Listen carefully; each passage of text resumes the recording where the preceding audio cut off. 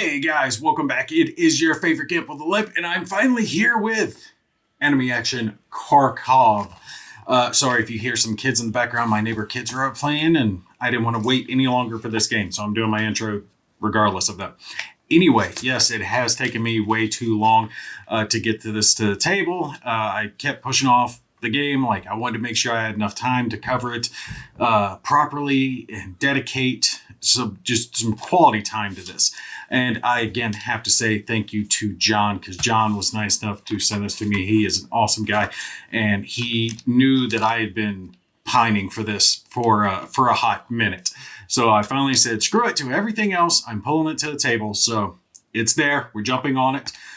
This first video is just overview. Hey, this is the game. This is kind of the basics, how it plays. Next video, we're going to pick up and just play through it and just let you guys see Kharkov in all of its glory. Like I said, we've been waiting on this for a hot minute. Enemy Action Ardennes is one of my favorites. Nice to see this actually in my hands. I will say it was nice. They actually had some components for Enemy Action Ardennes, some replacement components that were included in this as well. So that was nice to get that. Compass always looking out for people. But one of the things that actually threw me off a little bit was the fact that the counters are different. You know, they've improved the quality of their components from the time they made Ardennes to the time they've made Kharkov. So the counters are a lot thicker and different from the old one. And it kind of threw me a little bit. I almost missed those tiny ass white core counters that they have for Enemy Action Ardennes, because now I see those and it reminds me of my classic wargaming days with their little counters. I had to grab my tweezers out to move. But no, these are definitely an improvement. So let's pop down to the table, let you guys see it.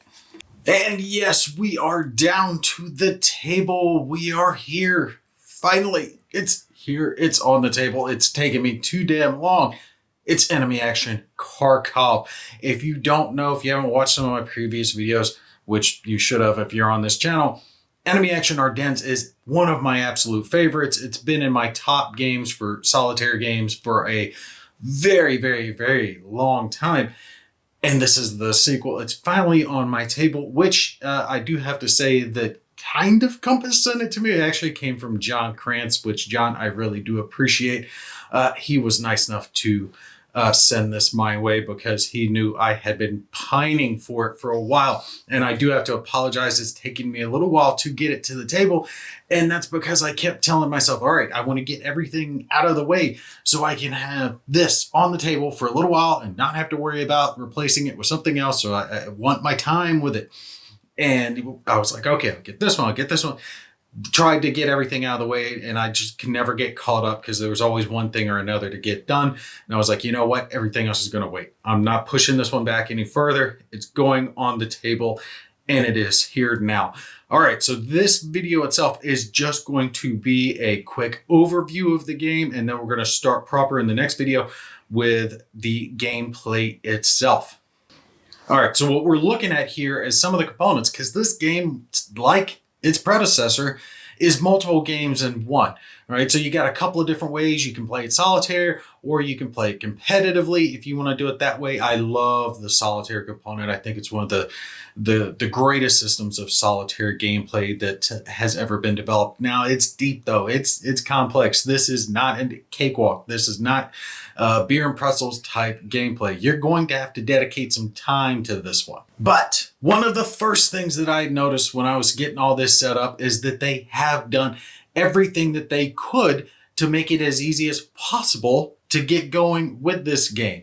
So you see we've got our nice beautiful map here, and I've already got all my units spread across the bottom here. In this lower right corner is the Soviet front, and they're going to be pushing on this way, and Kursk is actually located, or not Kursk, Kharkov is located right there. But one of the things when it came to the components for this is that every counter is marked. Of course, all the hexes are marked. They're all marked with their designation, 1002, 1803, whatever hex it was. Well, let me grab this one as an example. If we look at this counter right here in the upper right, you can see a 4-digit number. So every counter is either going to have a 4-digit number telling you where it goes on here, or a 1-digit or 1 or 2-digit number telling you what turn it comes in on the game, which is located here on the calendar. We'll touch on that more in here in just a second. Or it's going to have a R on it. So I left the R's on the counter sheets because I thought it'd be a little bit easier to find them. But all of these are R's. And basically what that is it's a replacement counter, because some of these counters are 3 steps. Now the ones that are 2 steps are fine because you got, 2 steps, so front and back.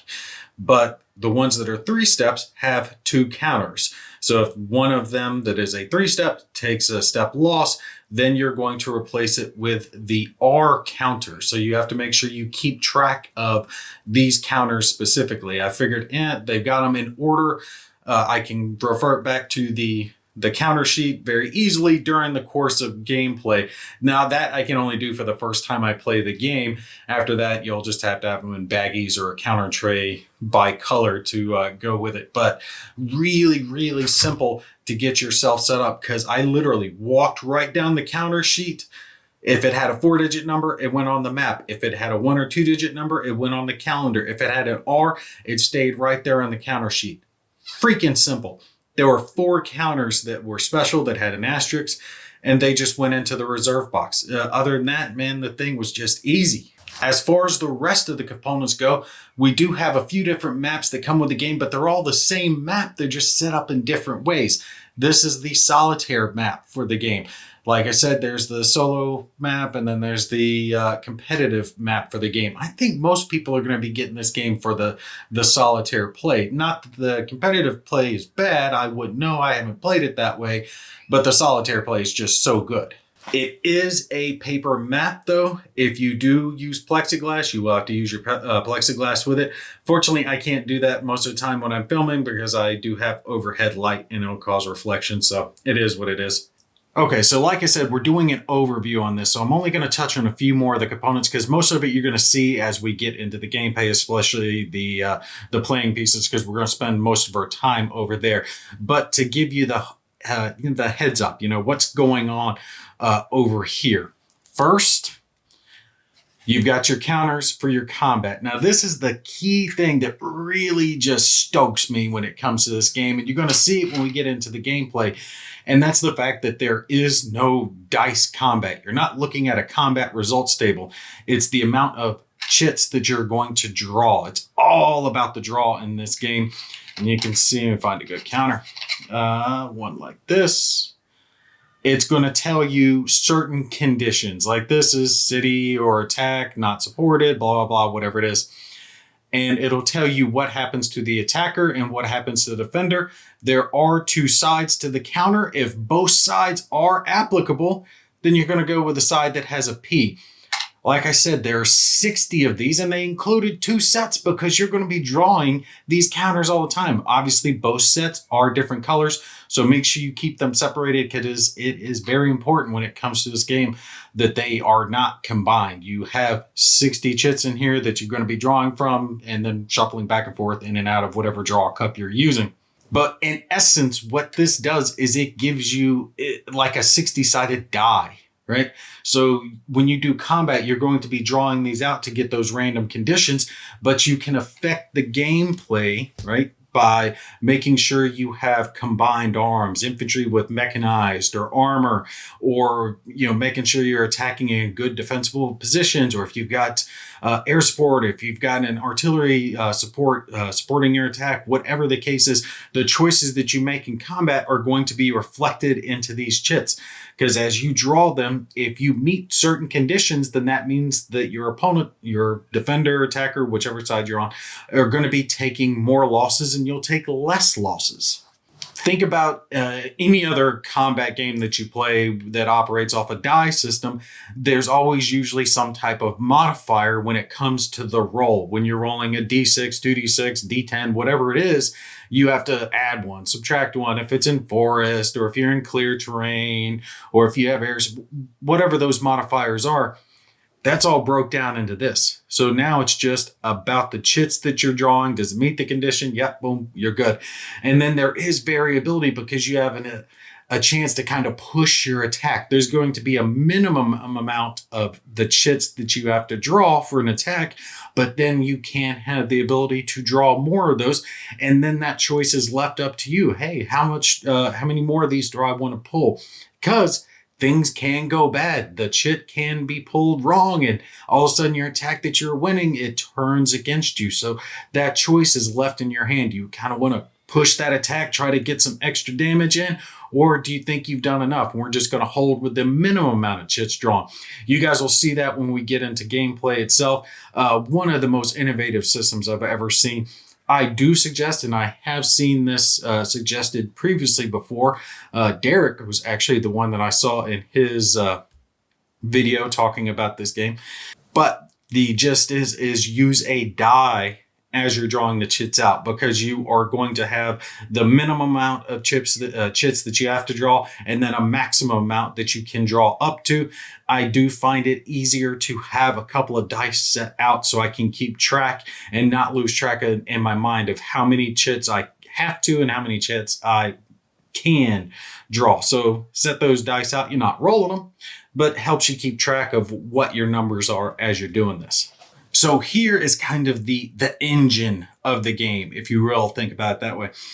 We've got the cards the player is going to be drawing, the cards the AI is going to be drawing, and then your calendar up here. And your calendar is going to add more forces to the game, more reserves that can be brought out onto the map, but it also changes the cards that are going to be into these decks. And I have these set aside over here so I can add or subtract them, because some of the cards will be removed out.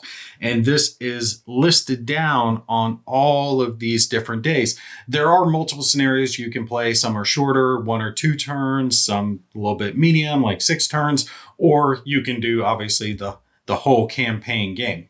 So as your game turn goes along, these counters that are placed here, and again, I love that they're marked. You know exactly where they need to be. So if it's turn 1, they're already be on the map, but turn 2, those counters have a 2 on them. Those have a 3, 4, 5, 6. Very easy to keep track of what goes where. So when you pack this game up and you want to bring it out again, very easy to get this back down to the table.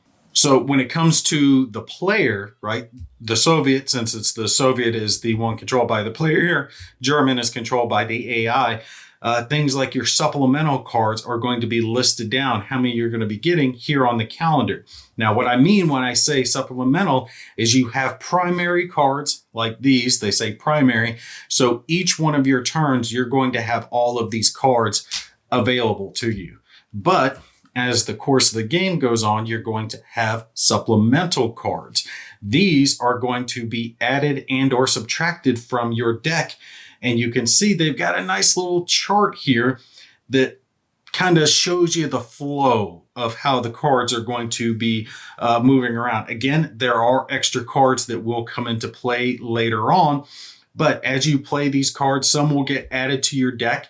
For the first turn, for example, the Soviet player is going to have a total of 12 cards. There are going to be 6 of these primary and 6 supplemental cards added to the draw pile. And then you can draw those to conduct your impulses, which you'll have a hand of 5 cards to use to activate your forces. And what I mean by activating your forces is, as you can see, this is a primary card. You can do things like deploy your reserves, activate all the units in an army, or activate any one unit. It will tell you what you can do with the card, but you can also use these cards for combat tactics. So things like artillery.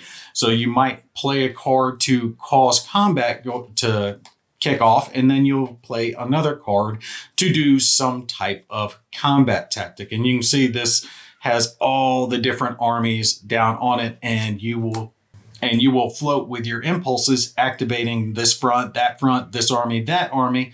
But here's the thing, when you're activating your forces, you can't activate them back to back to back to back. All right. So you can activate whatever you want, but if you activated the first guards in the previous turn, you can't do that again, or in the previous impulse, should I say, you can't do it in your very next impulse. So they included these counters here so you can keep track of what you activated on your previous impulse. If you activated one unit or if you activated any of the different armies, you just take this and set it somewhere as a mnemonic reminder. Okay, I activated the 40th on my previous impulse.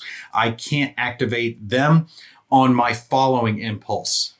And doing stuff like this shows me that they took the time to play test this and try to improve the quality of life for the player. Like, okay, you might forget, let's include a handful of counters. And there are counters for both the German and the Soviet players to keep track of what you activated that previous turn. So you're not going to make that mistake as you're playing. I probably will, but smart people won't. When it comes to the AI and what they're going to do, they're going to have a set of action cards. And again, there are versions of these for both versions of the solo play. So German action cards, Soviet action cards, same difference. But it will tell you what the Germans are going to do. And you'll read the card top to bottom and you'll try to find the situation that matches. And then you'll carry out whatever the action is.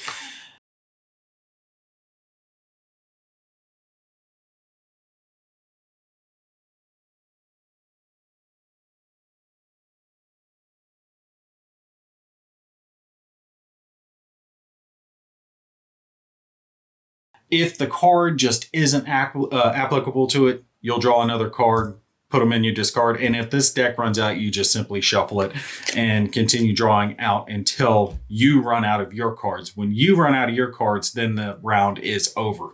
So all of this located here, this is the engine for the game. This keeps track of your turn, what forces are coming in, what cards you're going to have access to. And I really do love this player aid that has the arrows that directs you easily on where your cards are going to go, because it could get a little confusing with the supplemental cards, because as you're playing them, they're going to be getting discarded and then added back in and then discarded again. And then one round they're going to be available, the next round they're not, back and forth. Like I said, you'll always have your primary, but there is a flow with these supplemental cards. So they've done the best that they could to create a nice little chart here to help you keep track of what cards you're going to have between each one of the different turns.